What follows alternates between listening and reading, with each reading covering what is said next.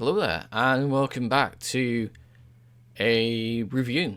I know I've not done one for a while. It's taken a while to actually get the 100% on the games, obviously. RPGs notoriously are quite long to get 100% on, but in this video I'm going to be talking about Diablo 4. So, Diablo 4 came out 2023, I believe. It's a top-down dungeon crawler. Basically, like, hack and slash, that sort of stuff. You know the deal. Like, if you're watching this video, you already know what it is. I finally got around to playing it. I started playing it in September last year, and then stopped because the Final Fantasy Pixel Remasters came out. But I went back to it recently at the start of the year to finish it off, and I've now 100%ed the base game. I've not done the DLC yet. The DLC will be a separate review. So with the base game, I played it in the Eternal Realm rather than the Seasonal Realm. Obviously the Seasonal Realm comes with extra bits and pieces to it, battle passes and that sort of stuff, whereas the Eternal Realm doesn't. So I've played through the game in the Eternal Realm, got to Paragon rank 200. So yeah, story-wise, it basically follows Lilith is... someone's trying to revive Lilith to save Sanctuary, and it's your job to stop her because obviously all-powerful Lilith, like, we don't want that. So the story basically follows you trying to stop Lilith being revived, and ultimately it fails. Lilith is revived, so you have to kill her. That's basically the story. There's not really much to it.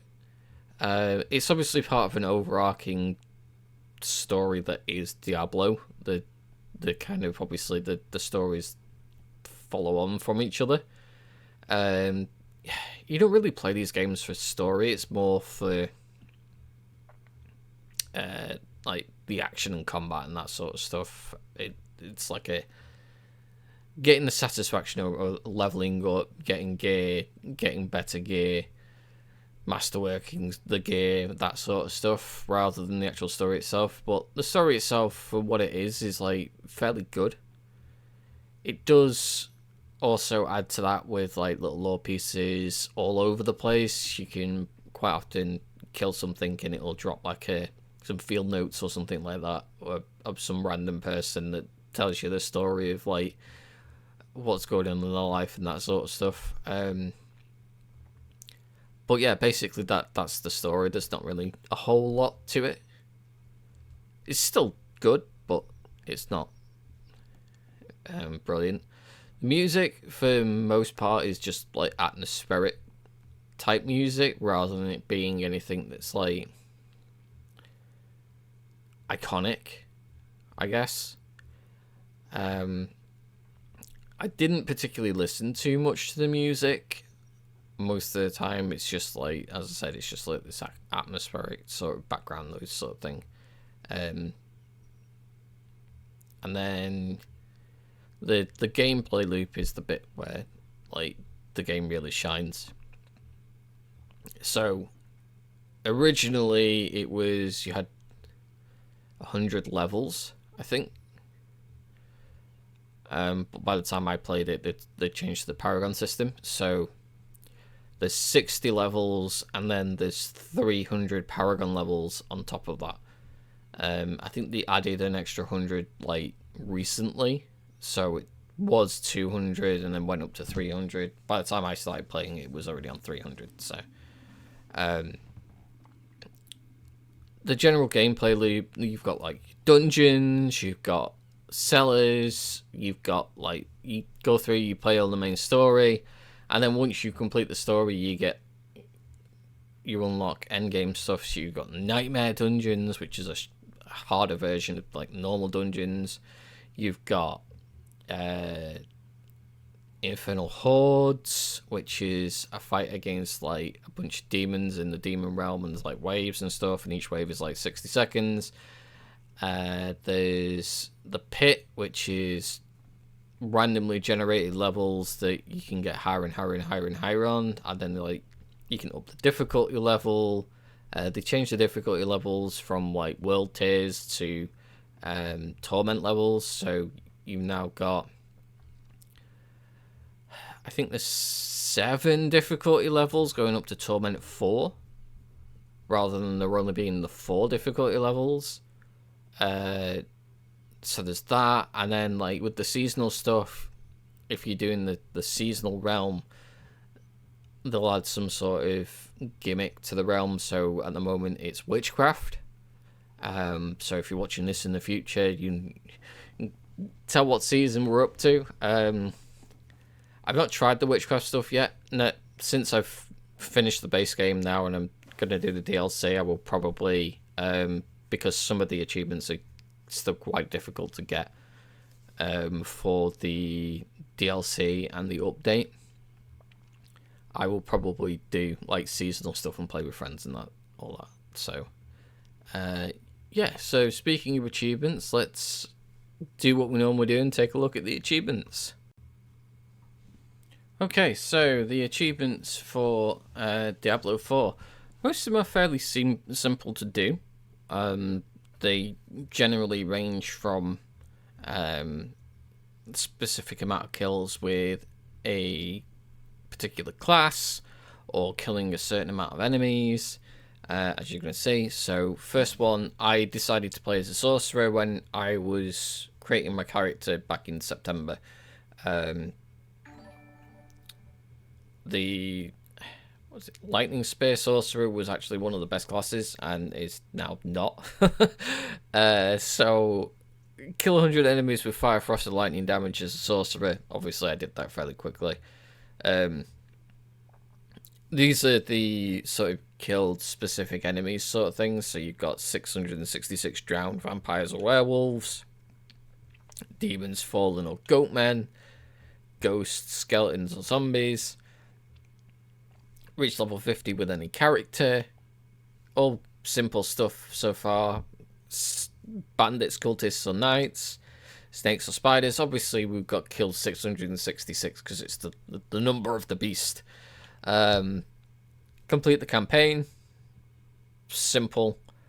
So we're getting onto the weirder ones now. So kill any world boss. Every so often a world boss will spawn. The world boss is like a super tanky, powerful boss where it will take several players to actually be able to defeat it.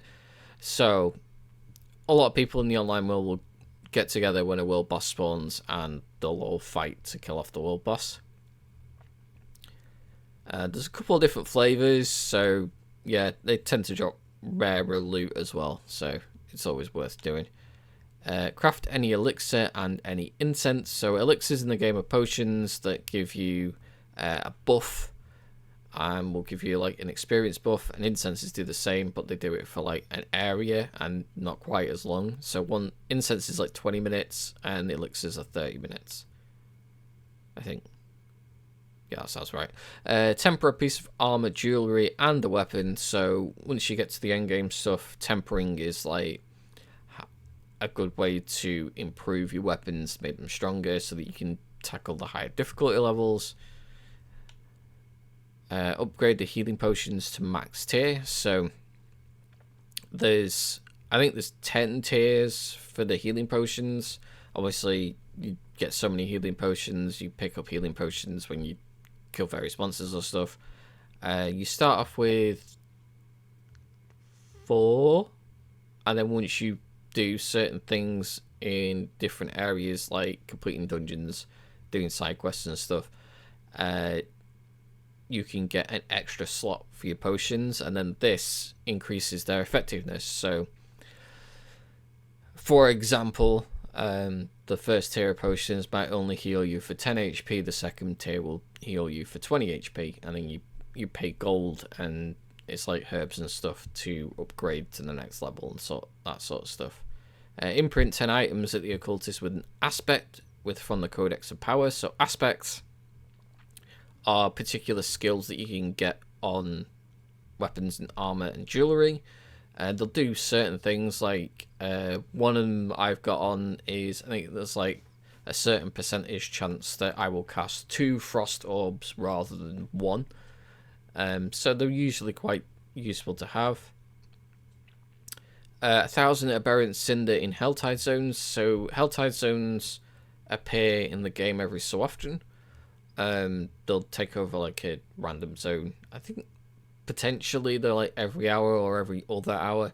It'll just spawn a load of demons. You defeat the demons, and sometimes they'll drop these cinders. You can then trade the cinders in to particular chests on the map for rare gear. Item upgrades, rare gear, drops for bosses that you can fight as endgame bosses, that sort of stuff. 10 caches of chaos from the Tree of Whispers. So the Tree of Whispers is a place in the game. It's also kind of like, I suppose you could say it's like a character because you can talk to it. The tree's got loads of like heads attached to it. It's like a supernatural tree sort of thing. But it will give you tasks to do as echoes. Once you get 10 echoes, you can go back to the tree and get a pick of 3 different caches. Occasionally a cache of chaos will show up. Now for this particular achievement itself, it just says acquire 10. You can actually drop the cache of chaos, pick it back up, and it counts as an extra one. So you can do that, get 1 cache, and then drop it and pick it back up another 9 times, and you'll get the acquire 10 caches of chaos. Explore all of Estuar. This is all the locations on the map for the base area. So yeah, fairly self-explanatory that. So these are all class-related achievements. So 50 enemies while berserking as a barbarian, 50 enemies in werebear form, 50 enemies in werewolf form as the druid. Summon 100 skeleton mages or warriors as the necromancer. Kill 50 enemies in melee range and 50 enemies out of melee range as a rogue. All very self-explanatory for like classes. Defeat the Echo of Lilith. So for this, once you get to the endgame stuff, you can fight echoes of former big bosses. Lilith is one of them. Lilith's the hardest one. I don't know whether it's changed or not for like difficulty level, but I got friends to help me to do this one. There was one that one-shotted her on Torment 4, so it was like I just kind of stood there and died. But yeah, one-shotted Lilith on Torment 4. Like Torment 4 is the highest level it goes to, so yeah, that was fun. That's like the peak of like difficulty for the game anyway. Complete a Nightmare Dungeon and Torment 2 are higher, so as I said, there's various different Torment levels. Torment 2 is fairly easy. My character at the moment can handle Torment 2 by himself, so yeah, it's just completing a Nightmare Dungeon on Torment 2. There's nothing difficult about that.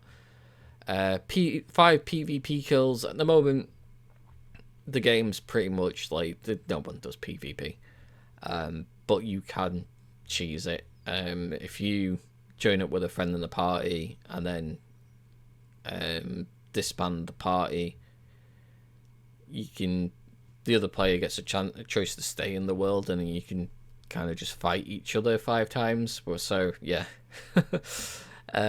easy enough to get. Level 50 with a hardcore character. You just kind of play it safe. Keep on easy, normal difficulty, and then just like fight groups of enemies that you can kill, sort of thing. Not too difficult. Obviously, the thing with this with a hardcore character is if you die, you're dead. There's no revives or anything like that. That character's dead. Like. And lastly, reach Paragon level 200 with any character. This I did slowly. I did, as you can see, like I got the last achievement there on the 14th, and then slowly got up to 200 for the Paragon level. A Paragon level is across all of the characters, and then seasonal, it resets it.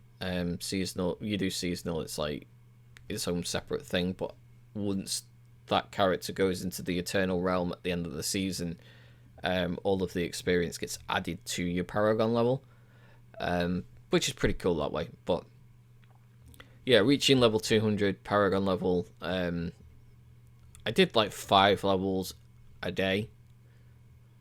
Slowly built my character up so that you could go through the Torment levels. So it's like easily doing Torment 1 and then easily doing Torment 2 now. So and yeah, Paragon level 200 is just a massive grind. But yeah, that's Diablo 4. I very much enjoy playing Diablo 4, so much so that I bought the DLC and we'll be doing the DLC. And we'll probably join in with like the seasonal stuff over the next year or so until I get bored. But yeah, it's a fun time. It's just mindless dungeon crawling sort of stuff. There's nothing too difficult about it. I enjoyed my time with Diablo 4. So yeah, if you did get to the end of my ramble, thank you for watching. Don't forget to like, comment, and subscribe, and I will see you next week for another review.